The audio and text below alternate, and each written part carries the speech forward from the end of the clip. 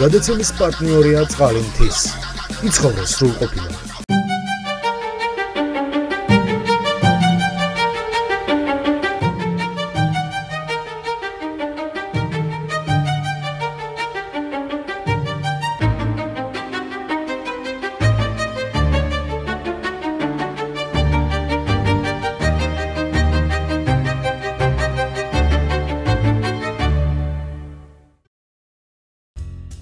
საღამო მშვიდობისა ძვირფასო ტელემაყურებლებო.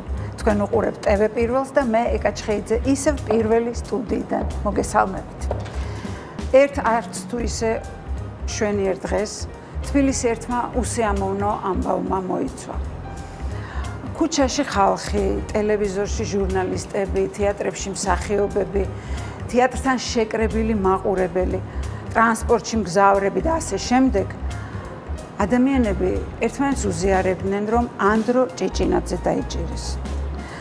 ანდრო მსახიობია და ახალგაზრდებში ძალიან დიდი პოპულარობით სარგებლობს. იგი ახლა პოლიტიკური პატიმარია, უკანონო პატიმარი. მოგვიანებით ერთი ქალბატონი მოისმინა მთელმა საქართველომ, რომელიც ამბობდა: არ მინდა მარტო ჩემი შვილი გამოუშვენ. იქ ყველა უდანაშაულოაო.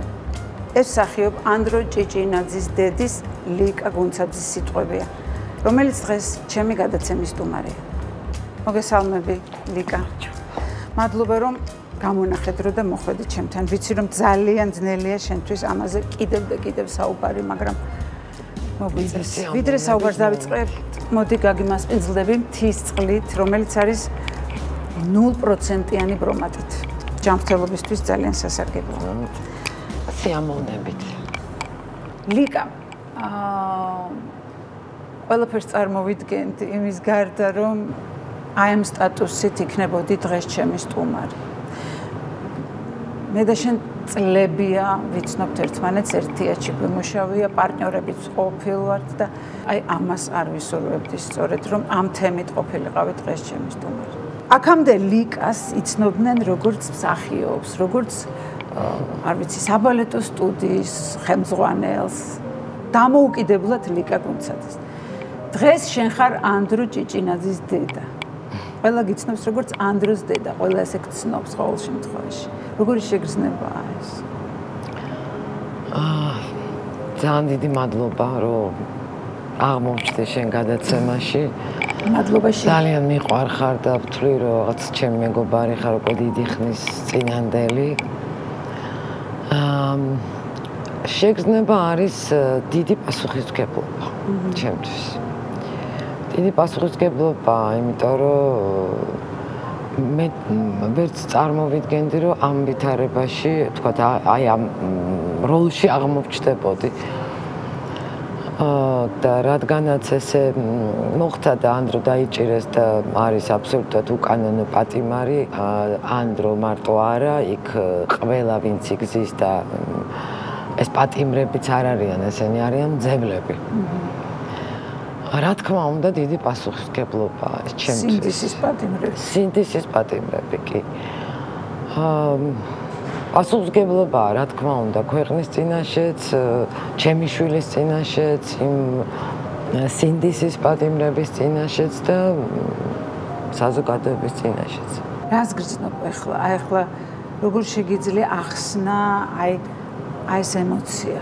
ეს ბრაზია, სიბრალული, სიამაყე, შურიძიების სურვილი, თუ აი რა? ეკა, აი ხა რაც ჩამოთვალე, ყველაფერია, აბსოლუტურად ყველაფერია, ხან ვარ ძალიან გაბრაზებული და აი გადავსებული მაქვს აი მისგან ბრაზისგან ყველაფერი, ხან მე მშვიდდები.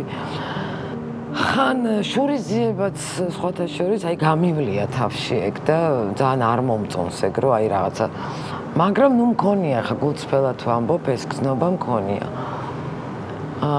სევდა ძალიან დიდი სიმძიმე დილით რო ვიყვიძებ მონატრება თავისთავად. ნუ მაგაზე იცი რა ძალიან ვცდილობ რომ იმდენად არ შევიდე აი ამ ანდროს რო არ მინდა რომ წარმოვიდგინო სად არის როგორ რამე ხო არ უჭერს ამას რაღაც ეს დავკეტე ჩემში და ცოტა დისტანცია გავაკეთე რომ სულ არ გავგიჟდე და დაბლოკე რაღაცა. ხო, რაღაცა დაბლოკე. რა თქმა უნდა, დილით ეხა რო ვიღვიძებ და პირველი სამაქრო ანდროს წვენი უნდა გაუწურო და ხვდები რომ ანდრო არ არის სახლში. ძალიან მძიმეა ეს ყველაფერი, აი დილით უფრო ისე ვარ მძიმედ და მე რაღაც საქმეები მაქვს ყურადღება გადაგაქვს ხო? გადამაგ ყურადღება, სამსახურშიც ვარ, სტუდიაშიც მუშაობ, მიჭირს, მაგრამ ამას ვაკეთებ, იმიტომ რომ უნდა გავაკეთო. უნდა გავძლიერდე. აუცილებლად. ძალიან მნიშვნელოვანი ეს ანდროსთვისაც, ხო? მარტო ეგ არის, რომ აი ეს მე უნდა გავძლიერდე, რომ დავეხმარო ანდროსაც და თუ კი რამეს ვაკეთებ ისეც, რომელიც წაადგება ამ პატიმრებს ყველას, ეს უნდა გავაკეთო, აუცილებლად. ლიკა, ანდროს ამბავმა საზოგადოების ფართო პროტესტი გამოიწვია. ანდროსთან ერთად პოლიტიკურ ტყვეობაში ათეულობით ადამიანია. თუმცა ჩვენ დღეს ანდროზე ვსაუბრობთ, დაუთმობთ ჩვენ საეთერო დროსაც სხვა დედებს. აი შენი აზრით, რა მიიღო ხელისუფლებამ აი ესეთი შვილების ბედით გამწარებული დედების სახით? ჩემი აზრით ძალიან დიდი შეცდომა დაუშვეს. ძალიან დიდი შეცდომა, იმიტომ რომ ეს როცა არის რაღაცა დანაშაული, როცა რაღაცა მართლა კრიმინალია, რაღაც მაშინ ხმას ვერ იღებ. ხო. და როდესაც არის ესეთი ამორჩევით ეს გადასარევი ბიჭები, რომლებიც აბსოლუტურად ტყუილაზიან და არიან სინდისის პატიმრები და არიან ძევლები, აქ უკვე ძალიან დიდი შეცდომაა დაშვებული, იმიტომ რომ დედების ჯარია. დედების ჯარია, რომელსაც შეუძლია ადგეს და მთა გადადგას. აი აქ ძალიან დიდი შეცდომა დაუშვეს, იმიტომ რომ არ გვეშინია, ყველაფერზე მზად ვართ, მშვიდობიანი, რა თქმა უნდა, პროტესტი, მაგრამ ძალიან მყარად ვდგევართ, იმიტომ რომ ვიცით, რომ მართლები ვართ, ვიცით, რომ მართლები არიან ჩვენი შვილები და ამიტომ იმხელა ძალა მეძლევა, რომ სიკვდილისაც არ მეშინია. აი გულწრფელად გეუბნები. რა თქმა უნდა, რასაკარგია შვილისგან. ხო. ამიტომ მე ვფიქრობ, რომ დიდი შეცდომა დაუშვეს, არ ეგონათ, რომ ესეთ რეზონანსს გამოიწვევდა ეს. ეხლა არ ვიცი, წესით უნდა დათმონ, იმიტომ რომ სხვა გზა არ აქვს. რიგარეში არჩევნები და პატიმრების გამოშვება. ეს თუ არ გააკეთეს, ქვეყანა ვერ იფუნქციონირებს. დათმონ კი არა, სამართლიანად უნდა მოიქცნენ. დასათმობი ამათ რა? დასათმობი არა, დასათმობი რა მხრივ, ვიცი რომ რადგანაც არასამართლიანად მოიქცნენ და იციან რომ ეს არის ტყუილი დიდი. აი ეხლა ეს უნდა აღიარონ, აი დათმობაში ამას გულისხმობ, უნდა აღიარონ. გაჯიუტებული პოზიცია უნდა და ეს უნდა მოიხსნას და გამოუშვან ეს ბავშვები.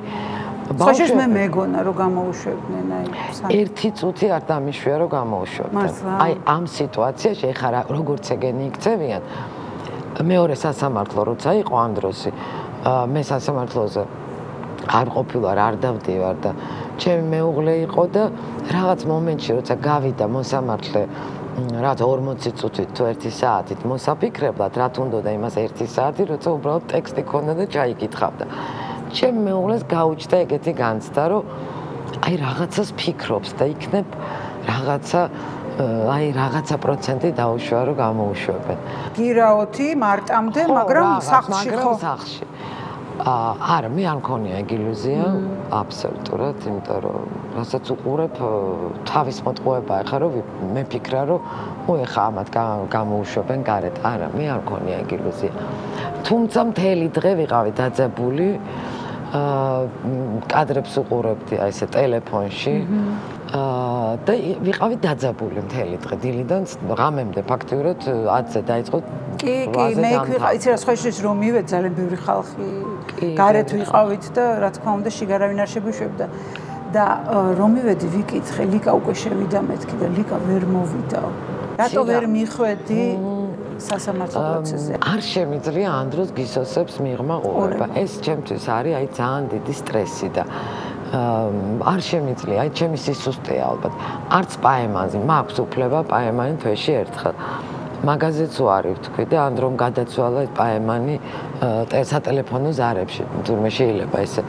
არ შემიძლია ეკა შუშაში, ტელეფონით, არ ვიცი რა უთხრა, ისე ჩემთვის ძალიან მძიმეა და ამიტომ შეიძლება ეგოისტურად, მაგრამ არ შემიძლია და როცა რეკავს ალბათ ხმა როცა რეკავს ძალიან ცოტა დრო გვაქვს და მე თვითონ ისე ვიბნევი რომ არ ვიცი რა მოუყვა, იმდენია მოსაყოლი, ისეთი თანადგომა მაქვს. და ხმით ხვდები ხო? ხმით ხვდები, როგორ ხასიათზეა, როგორი ხმა აქვს და აი ამითი მე მშვიდდები, რომ დედა ნუ ნერვიულობ, ძალიან კარგად ვარ.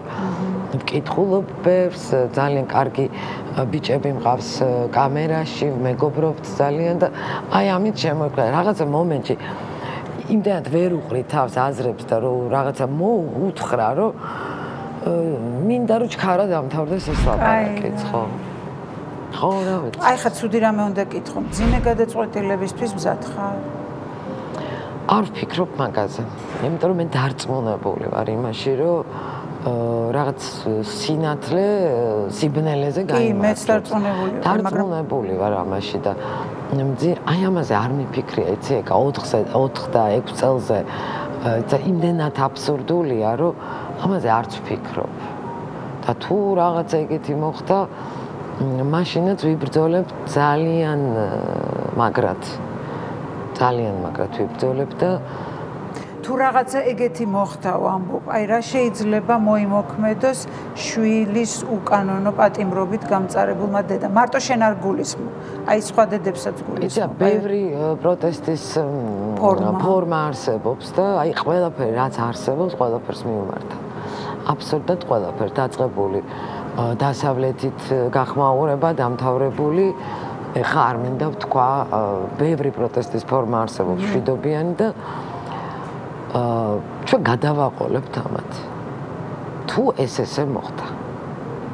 ისინი გადაყვებიან დედებს. მაგას პირდები. რა მოლოდინი გაქვს შეგრძნების დონეზე გეკითხე? შეგრძნების დონეზე აი სხვადასხვანაირად ვარ, ხან გონია რომ რაღაცა საღიაზრი გაიმარჯვებს და გამოუშვებენ, ზოგჯერ მგონია რომ ნუ ივაჭრებენ და გამოუშვებენ. ზოგჯერ მგონია რომ არა ეს გაიწელება და აი რა მეშველება ეხა ეს რომ გაიწელოს, მაგრამ იმდენად ბევრი საქმე მაქვს გასაკეთებელი და მივყვები ამ ყველაფერს, რომ სხვაჩვენს დროც მალე გადის და ერთი წუთი არ მოვადუნებ ყურადღებას. შეგრძნების დონეზე ძალიან მძიმეა. ძალიან მძიმეა. რომ იცი რომ შენი შვილი 4 კედელშია გამოკედილი არაფრის გამო და კარგავს ოქროს წუთებს. მთელი ქვეყანა კარგავს დროს. ყველა გარეთ არის. ანდროს თეატრი, სადაც მუშაობს ვასოაბაშიძის თეატრი, გაჩერდა. დათო დოიაშვილისგან ისეთი თანადგომა აქვს ანდროს, რომ მე ესეთი არც წიგნებში წამიკითხავს და არც კინოში მინახავს, რომ ამ ხელად სახელმწიფო თეატრი გააჩერა, იმიტომ რომ არის ესეთი სოლიდარული ანდროს მიმართ და როგორ აი ამაზე სწორედ მინდა ვილაპარაკო. იცი რას, ამ ყველაფერმა საოცარი პროტესტი გამოიწვია მარტო ვასოაბაშიძის სახელობის თეატრის არა. თუმანიშვილის თეატრის საერთოდ არც ერთ სპექტაკლს არ თამაშობს. თეატრი 52 ჭოლასთან არ თამაშობს არც ერთ სპექტაკლს.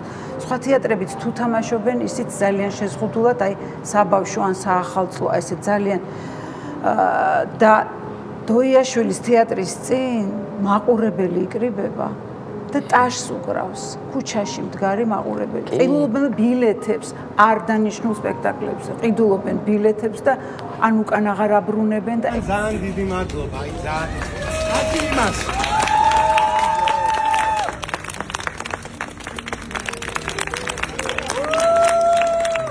ეს საოცარი სოლიდარობა. საოცარი სოლიდარობა, როცა მაყურებელი იკრიბება, მეც იქ ვარ ხოლმე და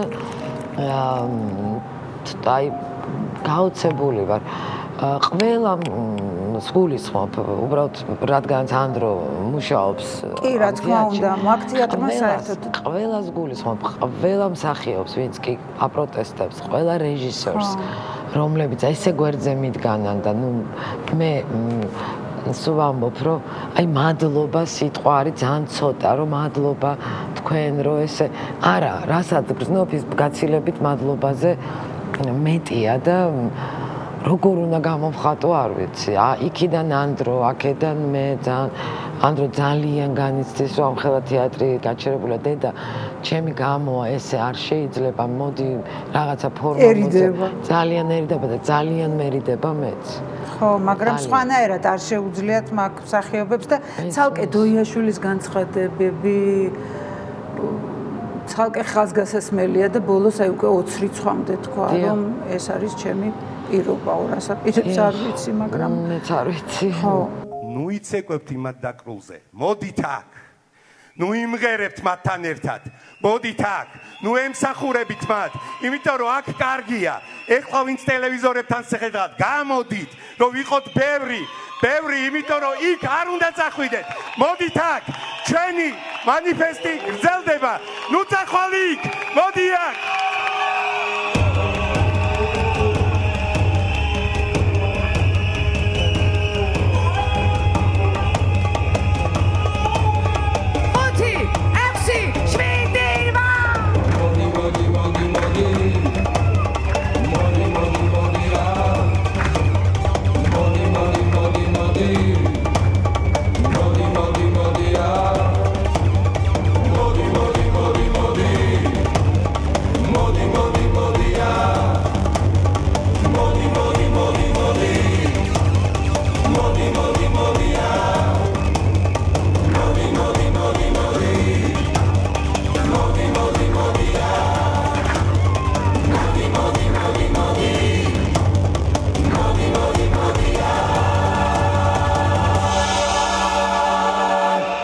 აი ანდრო ამაზე მართლა ალბათ თავის მეგობრებზე რას ამბობს, თუმცა ალბათ ელო და მართლა გაგიჟებულია და სულ დედა, აი რომ მირეკავ დედა როგორ ახარ შენ როგორ დედა ყველას ეუბნები მადლობას, ყველას ეუბნები მადლობას, ვეუბნები კი და ეხლა რაღაცა წერილი აქვს ადვოკატმა უნდა წამოიღოს ის წერილი აი ამ დღეებში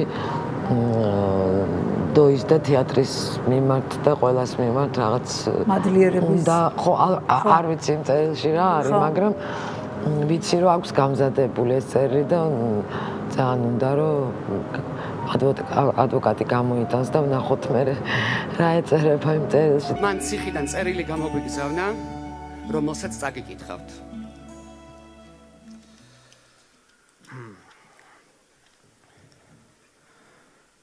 სიმართლე გითხრათ, არც კი ვიცი საიდან დავიწყო. როგორ გამოვხატო მადლიერება იმისთვის, რასაც თქვენ აკეთებთ. ძალიან ვცდილობ პათეტიკური არ ვიყო, მაგრამ კონტექსტმა გამწირა და მგონი ცოტა მომიწევს სმაილი. როცა ვამბობ თქვენ, ვგულისხმობ თითოეულ თქვენგანს პირადად და კონკრეტულად, ნაცნობებს და უცნობებს. თქვენ ხართ ადამიანები, რომლებსაც გააზრებული პასუხისმგებლობა გაქვთ აღებული პირველ რიგში საკუთარ თავზე და აკეთებთ ყველაფერს იმისთვის, რომ თითოეულმა ადამიანმა იცხოვროს ღირსეულ გარემოში, სადაც ყველა ადამიანი იქნება თანასწორი, დაცული და სოლიდარული. ვამაყობ თითოეული თქვენგანით. თქვენი მოქმედებებით ვიჯერებ, რომ სადაც არ უნდა იყო და მოხდე, ყველგან შეგიძლია ბედნიერი იყო. ნებისმიერი უარყოფითი გადათარგმნადია დადებითში და სიყვარულში. ალბათ ჩვენი ცხოვრების დანიშნულებაც ეს არის. გადავარჩინოთ ადამიანი ადამიანში, როგორც საკუთარ თავში, ისე სხვაში. ალბათ თავისუფლებაც ეს არის და დიდი მადლობა თქვენ ამ თავისუფლებისთვის. მენატრებით.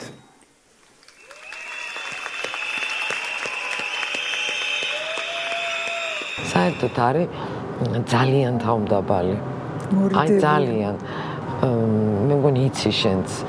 თავმდაბალი, ცოტა მორცხვიც და მაგისტვის ეს არის აი რა ვიცი ალბათ რას გრძნობს, წარმომიდგენია რასაც გრძნობს და. ლიკა, საზოგადოება უკვე ვთქვით, რომ ძალიან უჭერს მხარს ანდროს, ამაზე უკვე ვისაუბრეთ, თუმცა არიან ხელისუფლების გამხმოვანებლებიც, ადამიანები, რომლებიც საწინააღმდეგო მოსაზრებებს ავრცელებენ. აი ამაზე რა რეაქცია აქვს ანდროს და შენ რა რეაქცია გაქვს, როგორ უყურებ? ანდროს არ ვიცი, ანდრო მიცის თუ არა, მაგრამ მე ერთი რაც პერიოდის განმავლობაში მომდიოდა მუქარის წერილები, წყებლის ერთმა ქალმა მომწერა შენ ვერასდროს ვერ იქნები ირინა ენუქიძე. ნამდვილად ვერასდროს ვერ ვიქნები არც ღმერთმა დამიფაროს. წყევლა, კრულვა, რა ვიცი, ყველაფერი ანდროს გაშავება, რომ ესე იგი მოლოტოვის კოქტეილებით დარბოდა და ისროდა და რა ვიცი, 1000 რაღაც საშინელება და სისულელე. მტკიცებულება სად არის? არა, არსად მტკიცებულება არ არის, ეს არის მიდის ბოტების და არა მარტო ბოტების. იქ არიან ჩემი ნაცნობებიც, ყოფილი მეგობრებიც, თუ თვითონ არ წერენ, ალაიქებენ იმას, აი ამ ვისაც საწინააღმდეგო აზრი უწერითი. ეს არის თავიდან, აი პირველი რომ მომივიდა ეს წერილი, შემზარავი. ღამის 4 საათი იყო და ჩემ ქვარს ვაჩვენე და ორივე მივხვდი რომ მაკანკალებდა შიგნიდან, აი რაღაცა ისეთი უსიამოვნო გზნობა იყო, მაგრამ მეორე დღეს უკვე გავაცნობიერე, მივხვდი რომ ეს არის ამისთვის გაკეთებული, რომ ჩემზე იმოქმედოს, რომ ანდრო გააშაონ, მე გამაშაონ და უკვე ჯერტი აღარც ვკითხულობ. და აი აქაც კედელი ჩამოუშვი, რომ ესენი ჩემთვის არ არსებობენ. კი, ზეწოლა, ეს ზეწოლა ფსიქოლოგიური. ანუ განსაცდელში როგორ ვლინდება რა, ზოგი პირიქით ვისგანაც ელოდები ის ქრება და იმედგაცრუება გეუფლება და ზოგი შეიძლება ის გაჩნდნენ ადამიანები, რომლებსაც ვთქვათ არც ელოდი, მხარდაჭერას, ან პირიქით ელოდი და იმედი გაგიცრუდა, აი ესეთი ბევრია. იმდენი კარგი ადამიანი გავიცან, იმდენი კარგი ადამიანი ყოფილა თურმე ამ ქვეყანაში, რომ მე სრულიად უცხო ხო მანამდე? სრულიად უცხო, ეხა გუშინ შევედი რაც კაფეში ადვოკატთან მივდიოდი და დრო მქონდა და შევედი ვიფიქრე ყავას დავლევ თქო და მთელი კოლექტივი ამ კაფეს გამოვარდა. თქვენ ანდროს დედა ხართ, თქვენ ანდროს დედა ხართ, არაფრით არ გამომართვეს ფული. ტრანსპორტშიც იგივე ხდება. და აი, არ ვიცი, ვივსები, აი, ძალა მეძლევა ამისგან ძალიან დიდი. ძალიან ბევრი კარგი ადამიანი დამიმეგობრდა და ის ადამიანები, იცით რა, სხვათა შორის მარტო განსაცდელში არა, განსაცდელშიც და სიხარულშიც. ეს ძალიან კარგად ჩანს. მე უბრალოდ რაღაცებში თავს ვიტყუებდი. არ მინდოდა ეს დამენახა, დიდი ხანია ამას ვხედავ მე. რომ ეს დამოკიდებულება, ნუ ვიცი კითხარეს დგას, არც ვიღა დგას იკითხარეს, მაგრამ ნუ არიან. ანუ როცა შენი სიხარულიც არ უხარია, ხო? როცა შენი სიხარულიც არ უხარია, ამიტომ ეს ახასიათებს ადამიანს განსაცდელშიც, სიხარულშიც და ამას მე ვხედავდი და ისევ ბლოკავდი და ეხლა უკვე ისეთი რაღაცის წინაშე ვდგევართ. ეს უკვე არ არის არც პარტიული ბრძოლა, ხო, არც რაღაცა კოცინაცია. ეს არის ქვეყანა ან იქნება, ან ქვეყანა მოკვდება და მე ვდგევარ იქ, სადაც ქვეყანა არ უნდა მოკვდეს. აუცილებლად უნდა აყვავდეს, კი არ უნდა მოკვდეს, მაგრამ თავიდან არის რაღაცები დასაწყები. მაგრამ მეც რაღაც დავაკვირდი, რომ ანდროს ამბავმა და არა მარტო ანდროს გარკვეული გარდატეხაც მოახდინა, იცი? აი, იქეთა მხარეს ქართული ოცნების ხარდამჭერებიც კი აზიარებდნენ ფოტოებს, თქვა და აი ამ ყველაფერმა გარეთაც გამოიყვანა ზოგიერთი, თქვა. კი, ეგრეა და ჩემ მეგობრები იცინიან, რომ ანდრომ განაკოცა ბევრიო. ხო, არის, იყო ეგეთი შემთხვევები, რომ ეს უსამართლობა თაღიქეს და დაინახეს. იმდენად უსამართლობაა, რომ მაგათშიც კი გამოიწვია რაღაცა რეაქცია და იმათაც მადლობა, რომ რაღაცა პატარა სინდისის ხო, თავისი აზრი აქვს, თავისი შეხედულება, მაგრამ უსამართლობა დაინახეს და გამოხატეს პროტესტი. კი, თავისუფლება ანდრო ჭეჭინაძეს, კი ბატონო, მაგრამ აქ არ არის მარტო ანდრო ჭეჭინაძეს. კი, რა თქმა უნდა, მაგას. ეს არის მთლიანი სურათი, ეს არის რეალობა, რაც ახლა რაშიც ვცხოვრობთ და ანდროს გარდა იქ 51 მეტი უკვე მეტი პატიმარია და თავისუფლება ანდროს არ არის სწორი. არ არის სწორი. კი ბატონო, თავისუფლება ამ დროს, რა თქმა უნდა, მე დედა ვარ და რაც უფრო მალე დამიბრუნდება ჩემი შვილი სახლში, მით უფრო ბედნიერი ვიქნები, მაგრამ ეს არ არის ის დრო, ის პერიოდი, ის ვითარება, რომ ერთ ადამიანზე იყოს დიდი აქცენტი. უბრალოდ მინდა კიდე ერთხელ ვთქვა, რომ ანდრო რადგან მსახიობია და უფრო ხო ცნობადი სახე არ მიყვარს მე ეგ სიტყვა, მაგრამ ნუ ხმარობენ ამ სიტყვას. ამიტომ უფრო მეტად რაღაც ყურადღება შეიძლება გადავიდა, მაგრამ ჩემთვის არა.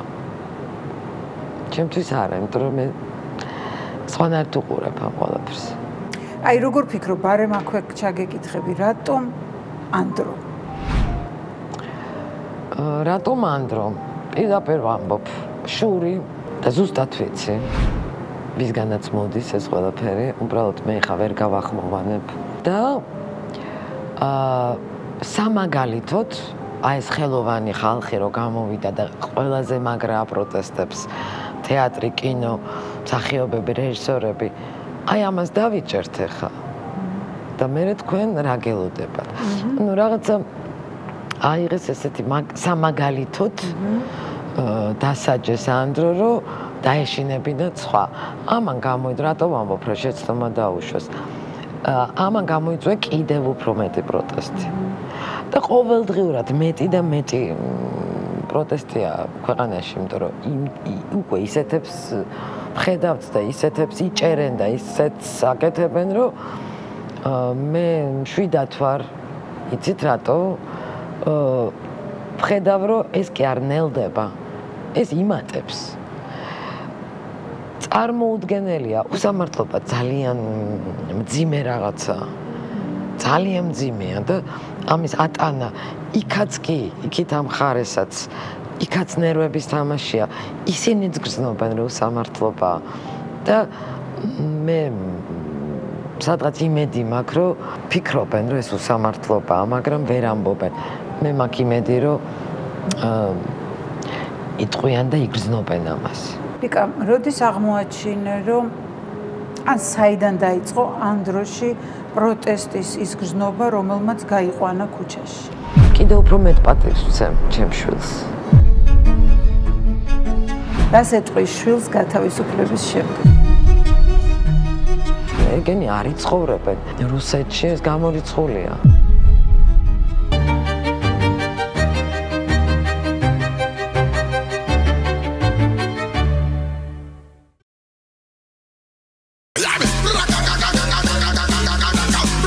გადაცემის პარტნიორია წყალინთის. იცხოვრე სრულყოფილად. გადაცემის პარტნიორია წყალინთის. იცხოვრე სრულყოფილად.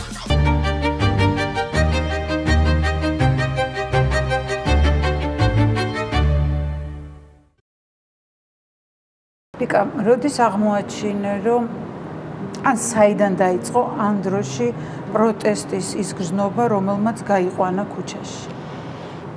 ანდროს ბუნებაში ეს აქტივიზმი არ არის, ნამდვილად არ არის. ანდრო აკეთებს თავის საქმეს, უყვარს თეატრი, კინო, პროექტი, რაღაც პროექტზე მუშაობდა ეხლა, ბევრი გეგმები ჰქონდა, მაგრამ აი რუსული კანონი როგორც კი ეს შემოიტანეს, აი მაშინ ძალიან გაბრაზდა. და იდგა იქ, სადაც ბანკის კოლეგები და მეგობრები დგანან და ამას აპროტესტებდა. მერე და მერე უფრო და უფრო ეს გამწვავდა, კურსი შეიცვალა ქვეყნის, თუმცა მე ვთვლი, რომ კურსი არასდროს არ ყოფილა ევროპისკენ, იყო რუსეთისკენ, თავიდანვე მე ასე ვფიქრობდი, მაგრამ ეს უკვე გაჟღერდა, რომ არ გვინდა ევროპა და გაგიჟდნენ ახალგაზრდები. მათ შორის ანდროც. და გაბრაზდნენ და გამოხატეს აი ეს პროტესტი და დადგნენ ქუჩაში და შეუპოვრები არიან. ძალიან ჯიუტები არიან. ეგენი არ იცხოვრებენ. არც საბჭოთა კავშირში, არც რუსეთში ეს გამორიცხულია. თავს შეაკლავენ, არ იცხოვრებენ. ეს პროტესტი არის განსხვავებული პროტესტი. სხვა პროტესტი შენ გახსოვს, ხო? ყველა ეს სადაც რა პერიოდშიც გვიცხოვრია და რამდენი პროტესტი გაგვივლია და ეს სხვა პროტესტია. ეს აბსოლუტურად სხვა პროტესტია, ეს არის ულამაზესი. ეს ამდენხნიანი ესეთი შეკრული, სადაც აი იქ რომ მიდიხარ, დაბრძნობ აი ამ სიყვარულს ერთმანეთის მიმართ. და ავანგარდში დგანან ახალგაზრდები, ჩვენ უკან ვართ და ზუსტად ვიცი, რომ არ დათმობენ. ზოგადად რამდენად დიდი იყო მასში პატრიოტიზმი. პირველად აი როდის აღმოაჩინე, რომ ამ დროსთვის მაგალითად საქართველო მარტო ის ადგილი არ იყო, სადაც ცხოვრობდა. აი დიდი ხნით რომ მიდის ხოლმე, სადმე საზღვარგარეთ, ხო? სულ მე უთქვამს ჩემთვის, რომ აი მიფიქრია, რომ გადავალ საზღვარგარეთ საცხოვრებლად, ან თქვათ რაღაცა პროექტით წავალ და აი ერთი წლით თქვათ და რაღაცა და მე უთქვამს ჩემთვის, რომ მე მგონი ვერ გავძლებ, იმიტომ რომ მაინც აქ მინდა რომ იყოს ევროპა, აქ მინდა რომ იყოს საქმე, აქ მინდა რომ და ნუ მე გაიხსნება და ბიბლით იქაც ვიქნებით, აქაც ვიქნებით. ანუ რისთვისაც უნდა წასვლა, ის უნდა რომ აქ იქ იყოს. კი, ის უნდა რომ აქ იყოს და მაგრამ აი ესეთი პატრიოტიზმი, აი რაც მე შევატყვე, ეს მე შევატყვე ეხლა აი რუსული კანონი რომ აი მანდ მივხვდი რომ ძალიან შეწუხებული იყო, ძალიან ცუდ ხასიათზე იყო. სევდიანი იყო. მოდი ცოტა წარსულში გადავიდეთ და ანდროს ბავშვობაზე მომიყევი. როგორი ბავშვი იყო? ბავშვობაში აი პატარა რო იყო ძალიან სასაცილო, ხულიგანი, ძალიან აქტიური. მერე აი სკოლის მერე უფრო თითქოს ჩაიკეტა და უფრო მორცხვი გახდა, უფრო იმიტომ გამიკვირდა რომ მითხრა რომ სამსახიობოზე ვაბარებო. მორცხოვასთან? აი ძალიან გამიკვირდა. პატარა რო იყო ძალიან სასაცილო იყო. აი ერთ ეპიზოდს მოგიყვები თუ გინდა. ერთხელ მოვდიოდი გამახსენდა. უკეთ 5 წლის იყო სადღაც და ჩვენ ჩაკეტილი ეზო გვაქვს. არ უსაფრთხო და უშვებდი ეზოში. ერთხელაც ჩავიდა ეზოში და მთელი დღე ეზოში იყო ხოლმე, ამოვიდოდა, შეჭამდა, ჩავიდოდა. ძალიან კარგი ეზო იყო, ძალიან კაი ბავშვები. ვეძახი, არ მცემს ხმას. ნუ რა თქმა უნდა, ჩავედი. და რას ვხედა? ლუკია ახთილი კანალიზაციის. სანტექნიკოსები ზიან 2 კაცი, ანდრო შუაში, ესეთი კულულები ქონდა ქერა. და მიირთმევს ძებს, ტარანს და სვამს ლუცს. მე ნუ მოკლედ ძალიან შემეწინააღმდგა, წამოდი მეთქი სახში და არა, აი მე გურამთან ერთად უნდა ვიждეო, აქოთა მოკლედ მეორე დღეს კიდე მოვიდნენ და უკვე სახში დაპატიჟა და ამოიყვანა. აი, კი დავჯექით გაუმასპინძლით რაღაცა, ჩემი მეგობარიაო გურამიო. მოკლედ გურამთან ერთად აი ამ სანტექნიკოსებთან ერთად მიირთვა ლუდი და შეჭამდა ტარანს. კი. თევზის და ალკოგოლის სუნით ამოვიყვანა სახში, კი. გადასარევი ისტორია. ხო, გამახსენდა რატომაც დედები შვილების მომავალზე ბევრს ვოცნებობთ, ხო? და სხვადასხვანაირად წარმოგვიდგენია ხოლმე. აი შენს წარმოდგენაში როგორი იყო ანდროს მომავალი? ანდროს მომავალზე სხვათა შორის ვღელავდი სულს. ვღელავდი იმდენად, რამდენადაც ნუ როგორც ყველა დედა, აი გამოუვა. ხო. არ გამოუვა, ამას გააკეთებს, ამას შეძლებს. ყოველი ახალი როლი ვთქვათ, ან კინოში, ან თეატრში. სახიობად წარმოგედგინა, რომ იქნება. მე რადგანაც ეს პროფესია, ამ პროფესიას ეს დავამთავრე სამსახიობო და ვიცი ცოტა რაღაცა, სულ ვაკვირდებოდა, როგორ მუშაობს, გამოუვა თუ არა, მე ვღელავდი. თვითონ ძალიან ვღელავდი ხოლმე, როცა რაღაც აკეთებს. და ჩვენ მე ბევრი საერთო გვაქვს და მიზიარებდა ხოლმე. ხო და მე მგონი მე ზედმეტად აი ესე კი არა, ესე ხო არ ჯობია რაღაცა და მე მივხვდი რომ ეს არ შეიძლება. ამიტომ აი ეს პატარ-პატარა ღელვები მქონდა, ხო? აი ანდროს სპექტაკლზე რომ მივდივარ დავამშვიდებელს ვსვამ. კაი რა, მართლა. ხო, ღელავ ძალიან. ემოციური ვარ და ვღელა. კინოპრემიერებზე პირველი 10 წუთი თვალებს ხუჭავდა. მერე ვეჩვევდი. აი მიუხედავად იმისა, რომ ამბობ, რომ ანდრო მორცხვია და საერთოდ გაგიკვირდა და მისი მსახიობობა არჩევანი, ანუ ერთ-ერთ ინტერვიუში ამბობს, რომ მუდამ მსახიობობა უნდა და ეს არც მსახიობი დედის გავლენა ყოფილა და არც ბიძის, ეს სფერო ზუსტად ის არის, სადაც თავს გრძნობს კომფორტულად, ესე აქვს ნათქვამი. როგორც ჩანს, თუ მსახიობი არა, რეჟისორი ვიქნებოდიო, ხო? კი, არასდროს არ ვთქვა, არ გაუმხელია ჩვენთვის ეს. რო ვკითხე, რომ რა პროფესია გინდა რომ აირჩიო, ეს იყო უკვე მე-11 და მე-12 კლასი. მაშინ თქვა პირველად ჩვენთან, რომ მე მინდა მსახიობობა. რაც კლიპში გადაიღო ბაკურ ბურდულმა. რაც ახალწლო კლიპი იყო, 6 წლის იყო 7-ის მაშინ და მაშინაც გამიკვირდა, მაგრამ მაშინ იყო აი ეს ცოტა მოხულიგნო. ამიტომ იქ გახსნილი იყო და ესეთი იყო აქტიური. და მეტყობა იქ მოიწამლა და ის მოეწონა სცენა, ეს გარემო და მე არაფერი არ ვთქვამს, აი ბოლომდე მეტყობა შიგნით ქონდა ეს, რომ აი ეს პროფესია უნდა და ხო, თუ მსახიობობა არა რეჟისორობა, კინოზე გიждდება, თეატრზე გიждდება და მისი პირველი როლი გახსოვს? თუ ესე იყავით? პირველი როლი თეატრში იყო მიშა ჩარკვიანმა გააკეთა დოკუმენტური სპექტაკლების სერიალი, ესეთი ღია სივრცეში ძალიან მომეწონა და იქ იყო ერთი მსახიობი და დანარჩენი საზოგადოების წევრები. იქ მეტროს მემანქანე,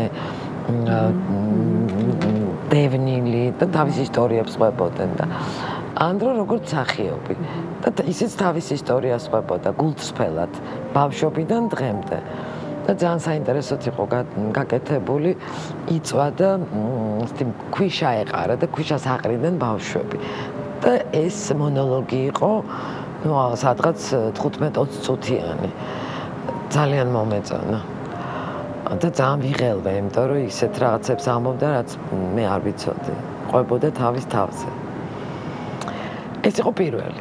მე თეატრში არ ყოფილა ანდრო და ქალაქის თეატრში ვიყავით რაღაც სპექტაკლზე და დათო მოვიდა დოიაშვილის ამ სპექტაკლის სანახავ და ფოიეში ვიდექით და მივიდა ანდროსთან, რომ თეატრში მინდა დაგპატიჟო ჩემთანო.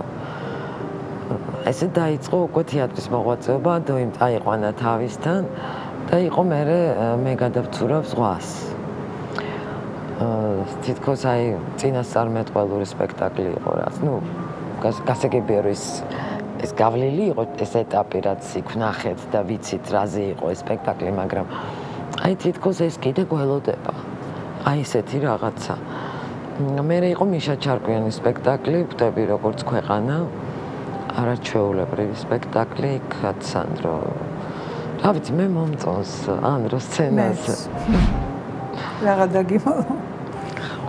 ვიზუალით და ყველაფერი. ალბათ დიდი სიამაყეა, როცა შენი შვილით აღფრთოვანებულ მაყურებელს ხედავ, ხო? ძალიან დიდი სიამაყეა და ძალიან დიდი ბედნიერება და კიდე მინდა დავამატო, რომ ანდროს ეხლა კიდე ბევრი ანდრო ეხლაც გავიცანი, აი ანდრო არ არის და ისეთ რაღაცებს მიყვებიან ანდროზე. ისეთ რაღაცებს ვხედავ, რომ მე არ ვიცოდი ეს, რომ ანდროს აქვს. არ ვიცოდი და კიდე უფრო მეტ პატივს ვცემ ჩემ შვილს. ეს პატივისცემის სამაგრაც. და სიამაყის გზნობა. კი, მაქვს ნამდვილად. გულახდილი ადამიანია, ხო? ძალიან, მე ორივე შვილთან მეგობრობ. უფროსი შვილი ანდროზე 10 წლით უფროსი, შენ იცნობ ვასკას. ორივე შვილთან ძალიან მეგობრობ. აი ბავშვობიდან ესე იყო, რომ მეგობრობდით. რაც უნდა დაეშავებინათ, ან რაც მაინც ვთქვათ დიდაქტიკური ესეთი არ მქონია, რაც უფრო მეგობრობაში და აი ამაში მინდოდა რომ მიმختარიყვნენ თვითონ, ვთქვათ თუ რამე დააშავეს, ან არ იყვნენ სწორი, ძალიან ბევრი საერთო მაგ და ყველაზე ძალიან ალბათ მიხარია, როდესაც ვარ ჩემ შვილებთან. ეს ბუნებრივია, მაგრამ ძალიან საინტერესოა ჩემთვის მაგათთან ურთიერთობა. ლიკა, როდის უფრო ამაყი იყავი, როცა შენი შვილის სცენაზე იდგა და მაყურებელს საკუთარი ნიჭით აღაფრთოვანებდა? თუ აი ახლა, როდესაც მისი სახელი რეჟიმთან ბრძოლის სიმბოლოდ იქცა.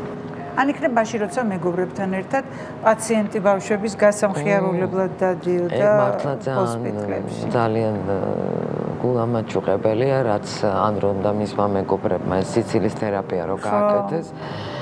ეს ალბათ საერთოდ ყველაფერს აღემატება, ეს მართლა ძალიან მაგარი საქმეა. იცი, სხვადასხვა სიამაყე მაქვს. იქ სხვანაირად ვამაყობ სცენაზე, კინოში და ეხლა სხვანაირად ვამაყობ. და ეს ყველაფერი მე შეერთდა და ამაყი დედა ხარ. ამაყი დედა ვარ კი. ამაყი დედა ვარ და თუ კი შეიძლება რომ ვთქვა რომ ამ ჩემ მდგომარეობაში რომ ბედნიერი ვარ.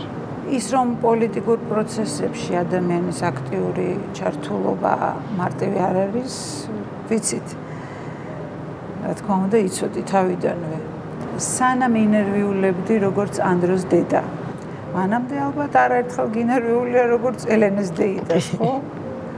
ელენე და ანდრო მეგობრობენ, ხოშტარია ვინც არის. ელენე და ანდრო არიან ფაქტობრივად, ელენე ჩემი გაზრდილია. ხა. ელენე ჩემი გაზრდილია და ჩვენთან ერთ სახლში ვცხოვრობდით. თუ არ ვცხოვრობდით, მე დავიშალეთ ჩემი და თავის ოჯახით, ჩვენ ყველა დედა, ყველა ვცხოვრობთ ერთ სახლში. მე დავიშალეთ ყველას თავისი. ელენე მაინც ჩვენთან იყო სულ და ანდროსთან ძალიან მეგობრობს, ანდროსთანაც, ვასიკოსთანაც დაძმასავით გაიზარდნენ. ელენეზე მუდმივი ნერვიულობა. ხო, მაგას რაც პოლიტიკაშია, მუდმივი ნერვიულობა მაქვს. სულ მეშინი არ დაიჭირონ, სულ მეშინი ძალიან სანერვიულოა ეს ყველაფერი. ელენეს შიმშილობის დროს, რა ვიცი, დავიხოცეთ სულ ყველა. და კი და ხა მე არ მეგონა რომ კიდე დამემატებოდა ნერვიულობა ელენეზე მუდმივად. ეხა უკვე ელენეზეც ნერვიულობა, ანდროზეც ნერვიულობა, ყველაფერზე ნერვიულობა, ყველა პატიმარზე, ის იმ ბიჭზე, რომელიც მიმინაშვილი ირაკლი ცუდად გახდა სასამართლოზე, აი გული გამიხდა ცუდად. ყველაფერზე ნერვიულობ ეკა. ერთ-ერთ ინტერვიუში ამ პროტესტს რენესანსი უწოდი, ხო? დიახ. რით გამოარჩევს საკუთარი თაობის პროტესტისგან ამ პროტესტში მონაწილე ახალგაზრდა? ჩვენ სხვანაირი პროტესტი იყო ჩვენთან. და მძაფრი კი და იქ შიმშილობაც იყო, ყველაფერი იყო და გავიარეთ ეს ჩვენ ყველაფერი, მაგრამ ეხლა რაც არის, არ ვიცი მე ასაკის გამო ამას სხვანაირად უყურებ თუ ეხლა არის აი დაბადება. რაღაცის ახლის დაბადება, რაღაც აღორძინება უნდა მოხდეს. და აი ამ ბავშვებში ვხედავ ამას. სულ სხვანაირი უფრო განვითარებული ბავშვები არიან, უფრო წინწასული, უფრო ნასწავლი, უფრო მაშინ არც ამდენი ის კონდა ინფორმაცია, ამდენი ინფორმაციაც არ იყო და ეს ბავშვები არიან, ეს ახალგაზრდები, ლამაზები, ჭკვიანები, ფერადები, ჯიუტები. აი ძალიან ლამაზია და მართლა რაღაც ახალი ბადება. ძალიან ნიჭიერები რაღაცა. ძალიან ნიჭიერები. ზუსტად იციან რა უნდათ. ძალიან ნიჭიერები. იქ მარტო ის პლაკატები რაც უჭირავთ, ის რომ წაიკითხოს სხვადასხვანაირ და ისეთი საინტერესო წარწერებია, რომ აი მარტო ამას რო შეხედო, უკვე მიხვდები, რომ ეს ბავშვები სხვანაირად აზროვნებენ. ეს არ არის ლიკა, იცი რა მაინტერესებს, ხელოვნების ნაწილი ამბობს, რომ პოლიტიკაში ჩარევა არ სურს, რომ ხელოვნება პოლიტიკიდან უნდა იყოს განცალკევებით რა. აი ესეთ ადამიანებზე რას ფიქრობ, რას ეტყოდი? თეატრი და საერთოდ ხელოვნების მთავარ დანიშნულებად შენ რა მიგაჩნია? ყველაფერი პოლიტიკა, თეატრიც პოლიტიკა, კინოც პოლიტიკა. იმიტომ რომ თუ ამაში არ ახარ, სად ხარ? ხვდებოდე რა მოვლენები, რა გამოძრავებს, იგივე კინოში, თეატრში ხო პიროვნულადაც ყველაფერი პოლიტიკაა. ეგ არის ტყუილი, რომ მე არ ვერევი აბა რა შეერევი. აი ეს თავზე რო გვექცევა ყველაფერი როგორ შეერება, რომ არ ჩაერევო პოლიტიკაში. კინო და თეატრიც პოლიტიკაა, რა თქმა უნდა. იქ თეატრს და კინოსაც აქვს რაღაცა წინასწარმეტყველური თუ აი ეს ძალიან ფაქიზი შეგრძნებები, რომელიც ანგრძნობს წინასწარ და ამას აკეთებს სანამ მოვლენები დაიწყება. ან მოვლენების შემდგომ ოღონდ რაღაცა პატარა დისტანცირების მერე არ ვიცი, მე მგონია რომ პოლიტიკაა ეს ყველაფერი. აისახება ყველაფერი აისახება ყველაფერზე. ადამიანზეც, ხელოვნებაზეც, ურთიერთობებზეც, ყველაფერზე აისახება. ამიტომ მე აპოლიტიკურ ვარ, სიტყვა აპოლიტიკური. ეგ არის ტყუილი. ეს ნიღაბია. მე პოლიტიკაში არ ვერევი. მე ვფიქრობ ესე რომ ეს რაღაცა ერთგვარი ნიღაბია. რაღაცისგან გაქცევა. პირველად როდის მიხვდი რომ ანდროს დედა ხარ? აი ლიკა გუნცაძე კი არა, აი ანდროს დედა ხარ შენ. როცა დაიბადა. რომელმაც პირველივე წამს რო დაიბადა გამომიყო ენა. რას ლაპარაკობ? აი ეგრე. კი. აი რო დაინახა, რას ეტყვის შვილს გათავისუფლების შემდეგ? არ ვიცი. არ ვიცი, აი ის მომენტი უნდა მოვიდეს, რომ ალბათ რაც წამოვა ეგ იქნება. არ ვიცი. ერთი ვიცი, რომ ძალიან მენატრება. ძალას რა გაძლევს? ძალას მაძლევს თანადგომა. აი ხალხის თანადგომა და ანდროს მხნეობა, ხალხის თანადგომა, ჩემი ოჯახის წევრები, ჩემი და ჩემი შვილი, ჩემი მეუღლე ეს მაძლევს ძალას. მთელი ამ მძიმე დღეების განმავლობაში დედის პოზიციიდან ერთხელ მაინც იფიქრია, რომ აი რა უნდა იქ ნეტა არ წასულიყო იმ აქციაზე. ერთი წუთით მაინც არ დაგიშვია? არა, ერთადერთი რასაც ვეუბნებოდი, რომ გადიოდა სახლიდან უკვე რომ დაიწყო წამება და რწყმება და ამ ბიჭების არ ვიცი, საშინელება.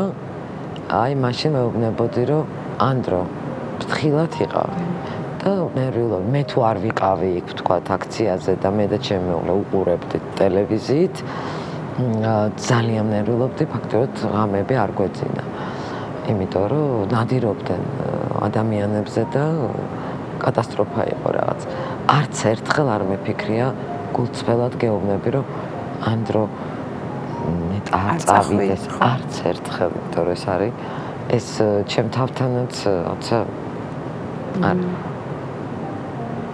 არც ერთი შვილისთვის არ მithქვამს და არც გამიფიქრებია და მოდი კითხავ ჩემი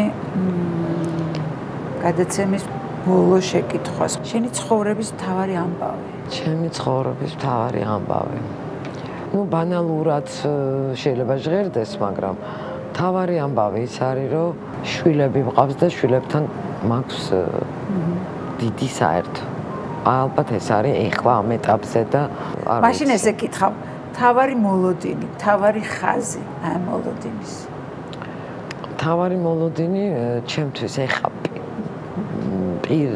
პირველი არის რომ ქვეყანა დადგეს ფეხზე რომ ქვეყანა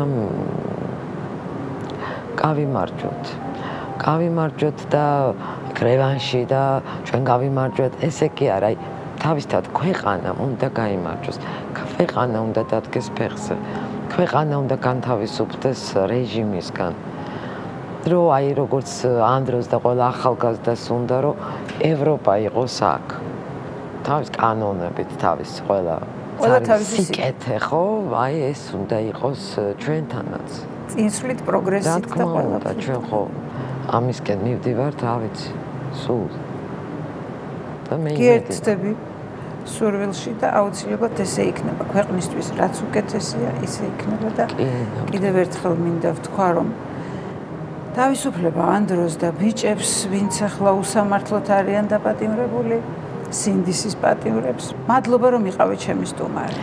დიდი მადლობა შენეკა. დიდი მადლობა რომ მომეცი საშუალება. ეს ჩემთვისაც ძალიან მნიშვნელოვანია, იცი, რაღაცას ვიღებ და დიდი მადლობა. მადლობა შენ, წარმატებები. მე მომავალ კვირამდე გემშვიდობებით. ეს იყო პირველი სტუდია. დროებით.